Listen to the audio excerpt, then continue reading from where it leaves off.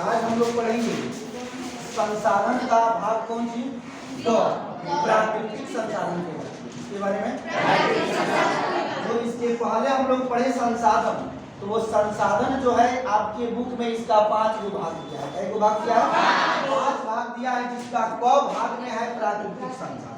तो सबसे पहले हम यह जानने का प्रयास करेंगे कि प्राकृतिक संसाधन हम किसको कहेंगे। कौन सा संसाधन? प्राकृतिक संसाधन का मतलब इसका परिभाषा इसी नाम में समाहित है। जैसे आप लोग जाने प्राकृतिक संसाधन वैसा संसाधन जिसको प्राकृतिक ने दिया, जिस संसाधन को प्राकृतिक ने दिया उस संसाधन को कौन सा संसाधन कहेंगे? प्राकृतिक संसाधन कहेंगे। जैसे आप कहिएगा पेड़ पौधा, मृदा, मिट्टी, ये सब कौन सा संसाधन है? यानी वैसा संसाधन जो जिसको प्राकृतिक ने दिया हो या जो डायरेक्ट प्राकृतिक से आया हो, उसको हम लोग कौन सा संसाधन कहेंगे? संसाधन के भाग क में पढ़ना है कौन सा संसाधन? और प्राकृतिक संसाधन का मतलब हुआ कि वैसा संसाधन जिसको प्राकृतिक ने डायरेक्ट रूप में दिया, उस संसाधन को कौन सा संसाधन कहेंगे? जैसे पेड़ पौधा प्राकृतिक संसाधन है कि ना? मिट्टी प्राकृतिक संसाधन है कि ना? पर्वत प्राकृतिक संसाधन है कि ना? पहाड़ प्राकृतिक संसाधन है कि ना? तो ये सब प्राकृतिक संसाधन है।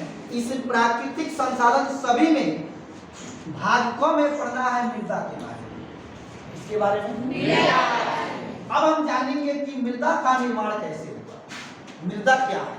मृदा क्या है? तो ये मृदा जो है, जो पर्वत पहाड़ होते हैं, वो पर्वत पहाड़ को टूटने फूटने के कारण, जो बड़े बड़े पर्वत होते हैं उस पर्वत को टूटने के कारण जो वह कुछ रासायनिक परिवर्तन के कारण और कुछ भौतिक परिवर्तन के कारण वह मृदा का रूप ले लिया। किसका रूप ले लिया? जब बड़े बड़े पहाड़ पर्वत टूटने फूटने लगा तो उसमें रासायनिक परिवर्तन भी हुआ और भौतिक परिवर्तन भी हुआ, और वही रासायनिक परिवर्तन और भौतिक परिवर्तन के कारण जो हुआ आपका मृदा का कौन चीज? और मृदा जो मान के चलिए कि यह भूपर्पटी है, ये जमीन है, जल के ये कौन सी है? भूपर्पटी है। इसके सबसे ऊपरी परत, सबसे ऊपरी परत को हम लोग मृदा, सबसे ऊपरी परत को क्या कहेंगे? और यही मृदा जो है बहुत उपजाऊ होता है, बहुत उपजाऊ होता है। यानी फसल इससे नीचे वाला मिट्टी में नहीं होगा, ऊपरी मिट्टी में, क्योंकि फसल के लिए जितना भी ह्यूमस शक्ति है वह सभी ह्यूमस शक्ति मृदा में ही समझ। आप समझ गए कि मृदा कैसे बना? तो बड़े बड़े चट्टानों को टूटने फूटने के कारण उसमें कुछ रासायनिक परिवर्तन एवं कुछ भौतिक परिवर्तन जब हुआ तब जाकर के मृदा का क्या हुआ? बड़े बड़े जो पहाड़ पर्वत है वो पर्वत को टूटने फूटने के कारण उसमें कुछ रासायनिक परिवर्तन भी हुआ, कुछ भौतिक परिवर्तन भी हुआ, और यही परिवर्तन के कारण जो हमारा मृदा का निर्माण हुआ। और मृदा जो होता है पृथ्वी के सबसे ऊपरी परत में पाई जाती है, और यही मृदा जो होता है बहुत उपजाऊ होता है, जहाँ पर हम विभिन्न प्रकार के फसल को उगाते हैं और अपनी आवश्यकता की पूर्ति करते हैं, जीवन यापन को इसी मृदा के कारण। और खासकर हमें इसी मृदा के बारे में इस प्राकृतिक संसाधन में पढ़ना है। प्राकृतिक संसाधन में जंगल भी आएगा, वन भी आएगा, लेकिन वन आगे बढ़ना, जल भी आएगा, जल आगे बढ़ना। यहाँ जो है मृदा के बारे में हम लोग स्पेशल पढ़ेंगे कि मृदा कितने प्रकार का होता है, किस प्रकार की मृदा में कौन कौन चीज पाई जाती है और किस प्रकार की फसलें उगाई जाती है, किस राज्य में पाई जाती है। यहाँ पर मृदा बोलिए, इतना बात समझ आया? क्या बोले कि संसाधन का भाग का प्राकृतिक संसाधन में हमें सबसे ज्यादा मृदा के बारे में पढ़ना है।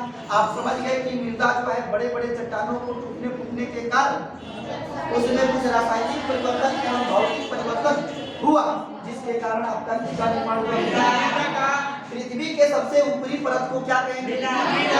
सबसे ऊपरी परत को। और यही मृदा जो होता है बहुत उपजाऊ होता है, जहाँ पर हम लोग विभिन्न प्रकार की फसलें को उगा कर अपनी आवश्यकता की पूर्ति करते हैं और अपना बोलिए, इसमें कोई दिक्कत नहीं? इसमें कोई दिक्कत?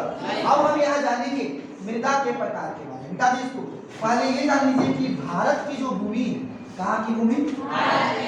भारत की जो भूमि है, ये मान लीजिए भारत की पूरा भूमि, इसको 3 भागों में मृदा के अनुसार बांटा गया। कितने भागों में? 3 भागों में। इसको बांटा गया कितने भागों में बांटा गया?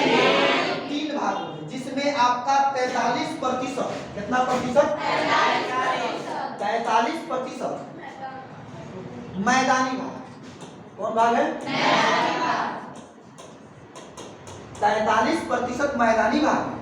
तो इस 43% जो मैदानी भाग है, इस मैदानी भाग में हम लोग क्या क्या करते हैं इसके बारे में। बाकी जो है आपका 30% पर्वतीय क्षेत्र है। कितना प्रतिशत? 30% जो है पर्वतीय क्षेत्र। कौन क्षेत्र? और 27% पठारी।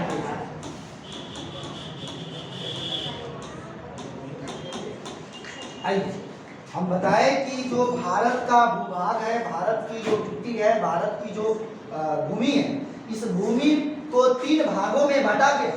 पहला जो है आपका सबसे अधिक 43% कौन सा भाग है? 43% कौन सा भाग है? और 27% कौन सा? 27% कौन सा क्षेत्र? और 30% ये जो मैदानी भाग है हम लोग के लिए सबसे महत्वपूर्ण भाग है। कौन भाग? मैदानी भाग में ही हम लोग कृषि का कार्य करते हैं। इसका कार्य करते हैं इस भाग में, मैदानी भाग में, यानी पूरे भारत की जितना टोटल भूभाग है, उस भूभाग का 43% भूभाग जो है आपका मैदानी क्षेत्र है। इसी मैदानी क्षेत्र में हम लोग कृषि संबंधित कार्यों को करते हैं और वहां पर धान, गेहूं, चावल उगाते हैं और अपनी आवश्यकता को चलाते हैं। इसी मैदानी भाग में हम लोग निवास भी करते हैं। क्या करते हैं? निवास। इसी मैदानी भाग में हम लोग क्या करते हैं? निवास। निवास लोग पठारीय क्षेत्र में भी करता है, निवास लोग पर्वतीय क्षेत्र में भी करता है, लेकिन भारत का सबसे अधिक जनसंख्या, भारत का सबसे अधिक जनसंख्या निवास जो करती है वो मैदानी भाग में। कौन सा भाग में? पूरे भारत के मिट्टी को कितने भागों में बांटा गया? 3 भागों में। पहला का नाम? सरका का? सरका का? पहला भाग कितना परसेंट? मैदानी भाग कितना परसेंट? किस क्षेत्र में हम लोग कृषि संबंधित कार्य करते हैं? भारत की अधिक जनसंख्या किस क्षेत्र में? हम लोग किस क्षेत्र में रहते हैं? हम लोग अभी जो निवास कर रहे हैं तो हम लोग किस क्षेत्र में हैं? उसके बाद आपका है पर्वतीय क्षेत्र। कौन क्षेत्र जी? पर्वतीय क्षेत्र से आपका अधिकांशतः नदियों का विस्तार होता है। इसका पर्वतीय क्षेत्र से आपका नदियों का विस्तार होता है और इसी पर्वतीय क्षेत्रों से नदी निकलती है और विभिन्न क्षेत्रों में जाती है और विभिन्न क्षेत्रों में जल की वृद्धि करती है। बोलिए कौन क्षेत्र से नदियों का? और ये पठारीय जो क्षेत्र होता है, ये पठारी क्षेत्र बहुत कीमती होती है। अब कीमती किस मामला में होती है? इसमें सबसे अधिक अभ्रक होता है। कौन सी? अभ्रक पाया जाता है किस क्षेत्र में? यानी जितने भी कीमती वस्तुएं हैं वह सभी वस्तुएं पठारीय क्षेत्र से अधिकांशतः किस क्षेत्र से? यानी आप इसको धनी क्षेत्र भी कह सकते हैं। कौन क्षेत्र? कि जितना भी जैसे सोना निकल रहा है, कहीं एल्युमिनियम निकल रहा है, कहीं लोहा निकल रहा है, कोई कोयला निकल रहा है, कोई पेट्रोलियम निकल रहा है, ये सब अधिकांशतः जो है आपका कौन क्षेत्र से? बोलो इसमें कोई दिक्कत? बोलो इसमें कोई दिक्कत? आप क्या समझ गए कि भारत की जितने भी भूभाग है वो पूरे भूभाग को हम लोग 3 भागों में बांटे बाबू। पहला का नाम मैदानी क्षेत्र का परसेंट, भारत की सबसे अधिक जनसंख्या का किस क्षेत्र में? हम लोग किस क्षेत्र में निवास करते हैं? कृषि संबंधित कार्य सबसे अधिक, कृषि संबंधित कार्य सबसे अधिक मैदानी भाग में। बोलिए अब जो है पर्वतीय क्षेत्र से क्या निकलता है?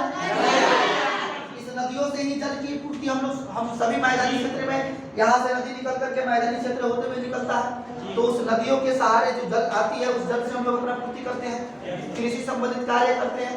पठारी क्षेत्र को आप लोग सबसे महंगा क्षेत्र या कीमती क्षेत्र भी कह सकते हैं, क्योंकि यहाँ पर विभिन्न प्रकार की अवरक्त जो है, कोयला जो है, पेट्रोलियम जो है, सोना चांदी जो है, एल्युमिनियम जो है, सब इसी पठारी क्षेत्र से। बोलो इसमें किसी को कोई दिक्कत? आप समझ गए इसमें? अब हम लोग जानेंगे बाबू याद रखिए, अब हम लोग जानेंगे कि यह मृदा जो है कौन सा मृदा जो है आपका 6 प्रकार है। कितने प्रकार के? कौन सा मृदा? कितने प्रकार के हो? 6 प्रकार के मृदा। अब इस मृदा को बारी बारी से हम लोग पढ़ेंगे।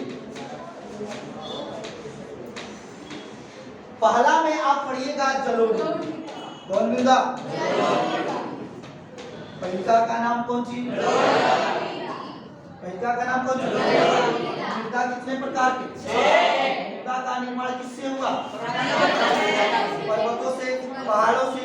उसमें अपरदन जब होना शुरू हुआ तो रासायनिक एवं भौतिक परिवर्तन के कारण मृदा का निर्माण हुआ। और यही मृदा जो है बाबू कितने प्रकार के? पहिका में कौन? जलोढ़ मृदा। दूसरा में काली मृदा। कौन मृदा? काली मृदा। और 3 नंबर में लाल या पीली मृदा। चौथा में अगर हम देखें तो लेटेराइट मृदा। कौन मृदा? और 5वां में मरुस्थलीय। और 6ठा में पर्वतीय। बोलो इसमें किसी को कोई दिक्कत हो रहा है? अभी तक जितना पढ़ा इसमें कोई दिक्कत? मृदा कहाँ से आया, कैसे बना, कितने भागों में बटा होता है? भारतीय मृदा, भारत के जितने भी भूभाग है वह कितने क्षेत्रों में बटा है? इसमें किसी को कोई दिक्कत नहीं होना चाहिए। तो बताओ भारत की भूमि जो है कितने भागों में बटी है? पहिका का नाम कौन? मैदानी भाग कितना परसेंट? सबसे अधिक लोग निवास कहाँ पर है? सबसे अधिक कृषि संबंधित कार्य का किस भाग में? सरकार कौन भाग? सरकार का नाम पर्वतीय क्षेत्र कितना परसेंट? और तीसरा कौन? सबसे कीमती कौन क्षेत्र? वहाँ पर क्या क्या मिलता है? और यही मृदा बाबू कितने प्रकार का? पहिका का नाम, सरकार का नाम,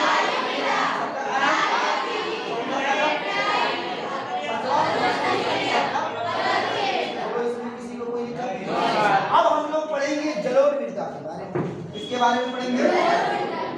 तो आइए हम लोग देख रहे हैं जलोढ़। कौन मृदा हो? जलोढ़। जलोढ़ मृदा को समझेंगे। ये जलोढ़ मृदा जो होता है 2 भागों में होता है। कितने भागों में? जलोढ़ मृदा किसके कितने भागों में? ध्यान दो। जलोढ़ मृदा को हम लोग 2 भागों में बांट करके पढ़ेंगे। पहला भाग जो होगा आपका खादर। कौन दौर?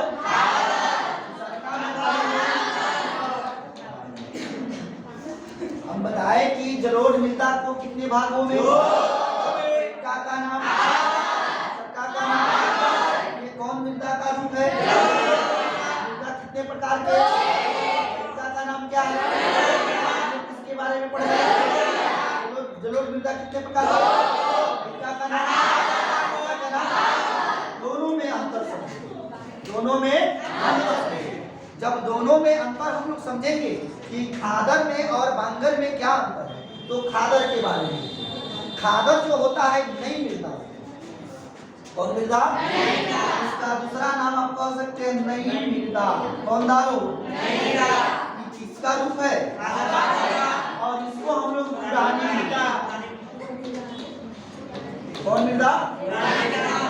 खादर का दूसरा नाम, बांगर का दूसरा नाम। तो ये नई मृदा जो होता है आप समझिएगा, मान के चलिए कि नदी है। कौन सी है? इसमें जब बाढ़ आता है नदी में, चाहे किसी क्षेत्र में, मैदानी क्षेत्र में जब बाढ़ आता है तो बाढ़ अपने साथ साथ मिट्टी का कटाव भी करता है। बोलो, बाढ़ अपने साथ साथ किसकी कटाव करता है?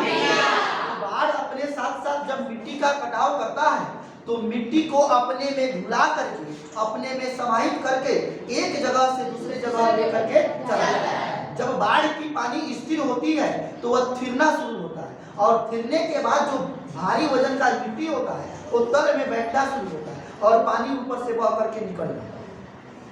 जब बाढ़ वहां से हट जाता है तब आप वहां देखे होंगे कि मृदा के ऊपर एक नई मृदा का परत जमता है जो बहुत चिकना होता है, बहुत चिकना, और उसमें इतना ज्यादा उर्वरक शक्ति होती है क्योंकि विभिन्न जगहों से उसमें मिट्टी जो मिल करके आता है तो वह मिट्टी जो होता है उसमें बहुत ज्यादा उर्वरक शक्ति होती है और वह मिट्टी बहुत ज्यादा उपजाऊ होती है। जिस क्षेत्र में बाढ़ आता है उसके अगले साल वहाँ फसल बहुत अच्छा होता है, उसके अगले साल वहाँ फसल बहुत अच्छा होता है। तो ये नई मिट्टी जो है जब नदियों में बाढ़ आता है या मैदानी क्षेत्र में जब बाढ़ आता है, जब मैदानी क्षेत्र में क्या आता है बाढ़ आता है तो नदी की जो पानी है, बाढ़ की जो पानी है अपने साथ, इसके साथ विभिन्न प्रकार की मृदा को कटाव करके अपने में घुला करके एक जगह से दूसरे जगह लेकर के चली जाती है और वही मिट्टी जो है थिरना जब शुरू होता है, थिर करके मिट्टी के ऊपर मिट्टी का एक परत जमा लेता है, उसी को हम लोग कहते हैं खाद। यानी यह नदियों के द्वारा लाई गई मिट्टी, इसके द्वारा नदियों के द्वारा या बाढ़ के पानी के द्वारा लाई गई मिट्टी को हम लोग कौन सी कहेंगे, और यही खादर जो होता है बहुत उपजाऊ होता है। कौन सी होता है? तो सबसे अधिक उपजाऊ कौन सी मिट्टी है? बोलो। और ये बांगर जो होता है पुरानी मिट्टी है। कौन सी मिट्टी? इस मिट्टी में ऐसे समझिए पत्थर का पत्थर नहीं, पत्थर छोड़िए, छोटे छोटे बालू का कण, बालू या कंकड़ इसमें रहता है। किसमें रहता है?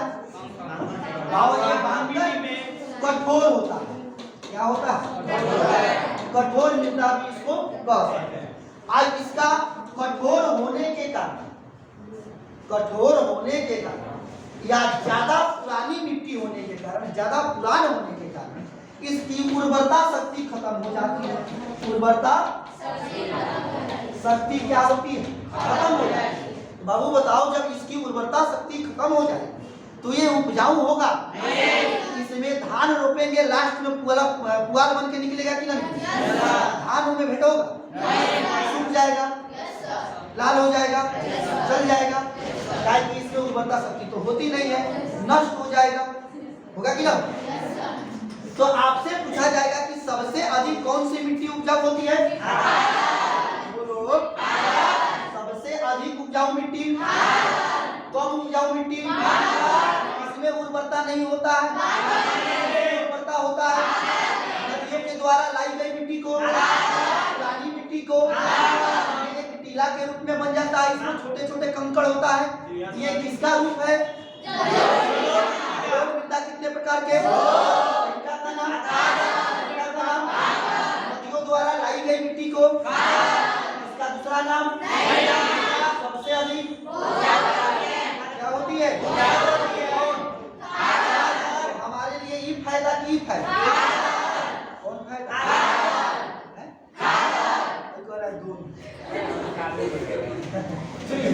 तो ये जो है आपका सबसे अधिक उपजाऊ मिट्टी बाबू कौन सी? आगे बढ़ेंगे। अब इसमें किसी को कोई दिक्कत? अब यहाँ आपसे क्वेश्चन एक पूछा जाएगा।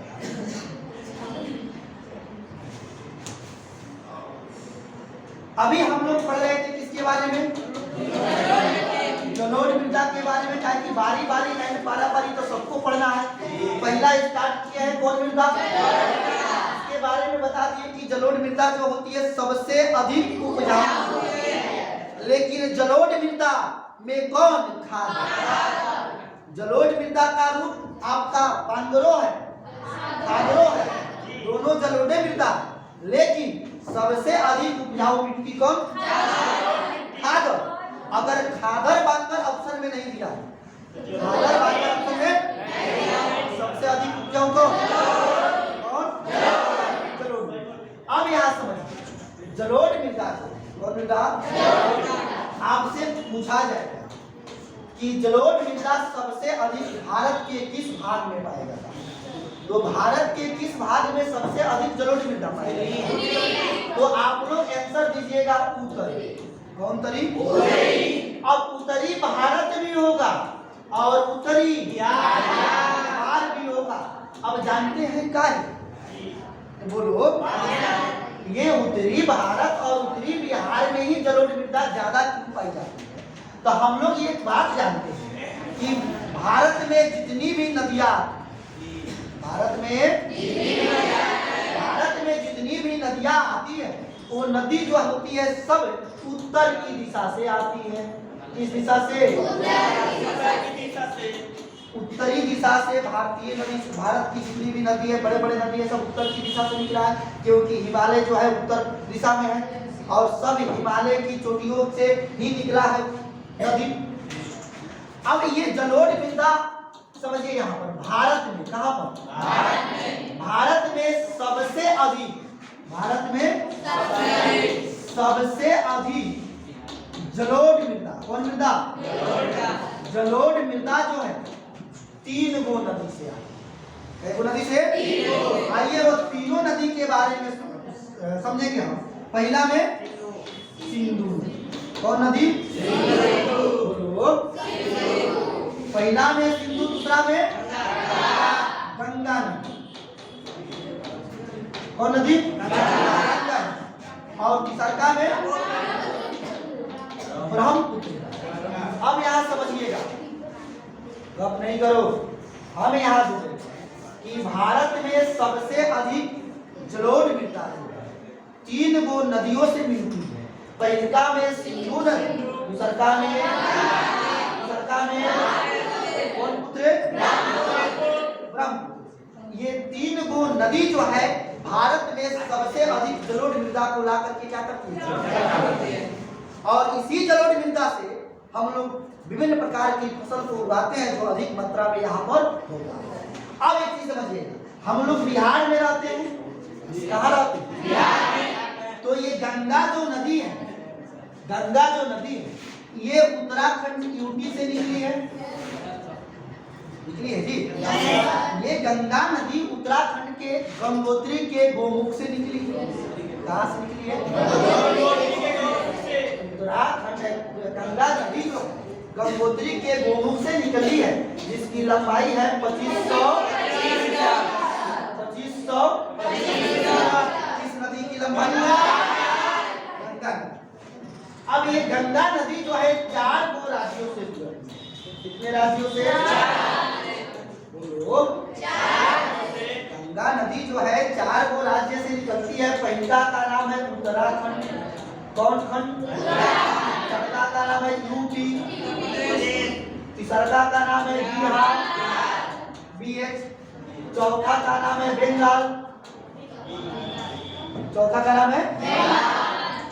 अब ये गंगा नदी 4 राज्यों से निकलती है। पहला राज्य का नाम, दूसरा राज्य का नाम, तीसरा का, चौथा का। अब ये गंगा नदी जो है उत्तराखंड से निकल करके उत्तर प्रदेश आती है, उत्तर प्रदेश से बिहार में आती है, बिहार से बंगाल में जाती है, बंगाल से फिर बंगाल की खाड़ी में जाकर के गिर जाती है। और इसी गंगा नदी पर एक सुंदरबन डेल्टा वहां पर बनाया गया है बंगाल में, जहाँ की पानी सब इकट्ठा की जाती है। यहाँ की जितनी भी जलोढ़ मिट्टी है बंगाल में जाकर छूटती है। कौन? गंगा नदी। कौन नदी? गंगा नदी सारी की सारी जलोढ़ मृदा को कहाँ छोड़ती है? बंगाल में। और यही कारण है कि वहां पर धान सबसे ज्यादा होता है। कौन सी? कि धान को उपजाने के लिए हमें जलोढ़ मिट्टी की आवश्यकता पड़ेगी, जल वाला मिट्टी की आवश्यकता पड़ेगी। और यही जलोढ़ मिट्टी बंगाल में सबसे अधिक है, क्योंकि गंगा नदी के धार में पूरा बह करके जाता है और पूरे बंगाल में जलोढ़ मृदा फैला हुआ है। और वही इसी कारण है कि ये क्या बोलते हैं, बंगाल में सबसे अधिक किसकी खेती होती है? चावल। तो सबसे अधिक धान कहाँ होगा? चावल कहाँ होगा? धान चावल दो थोड़े होते हैं। रूप बदल गया, चावल हो गया, रूप बदल गया, धान हो गया।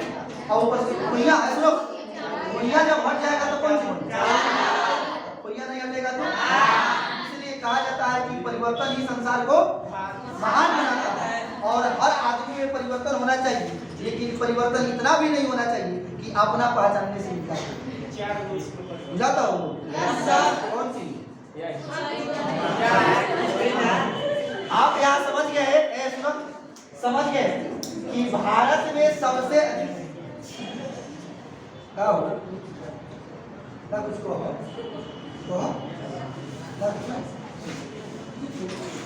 हम बताएं कि भारत में सबसे अधिक जलोढ़ मृदा जो है कितने नदी से आता है?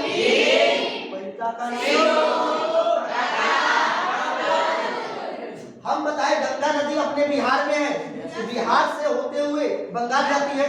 गंगा नदी की कुल लंबाई कितनी है?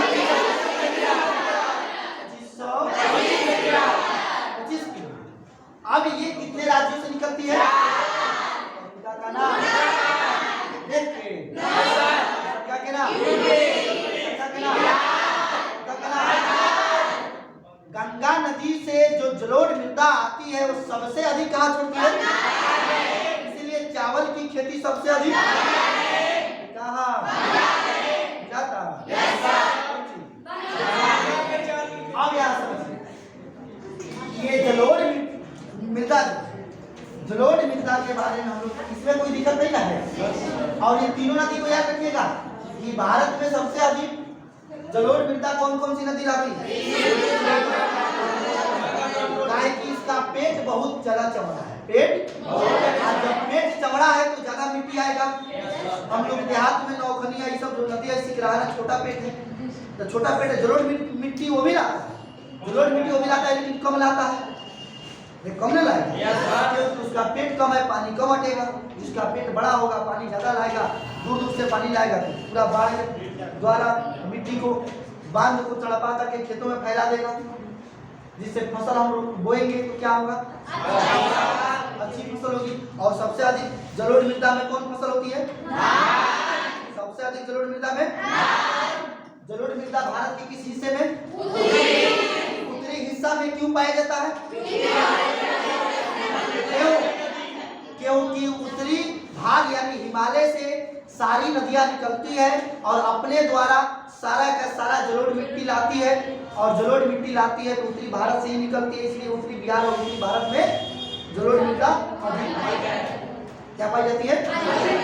जैसे मान के चलिए कि ये बिहार का नक्शा नहीं बनाएंगे, ये मान लीजिए बिहार, क्या हो गया? बिहार। अब इस बिहार में बताए थे कि बीचों बीच कौन नदी निकलती है? कौन नदी निकलती है? और यही बिहार जो है गंगा नदी के चलते दो भाग में, कितने भाग में?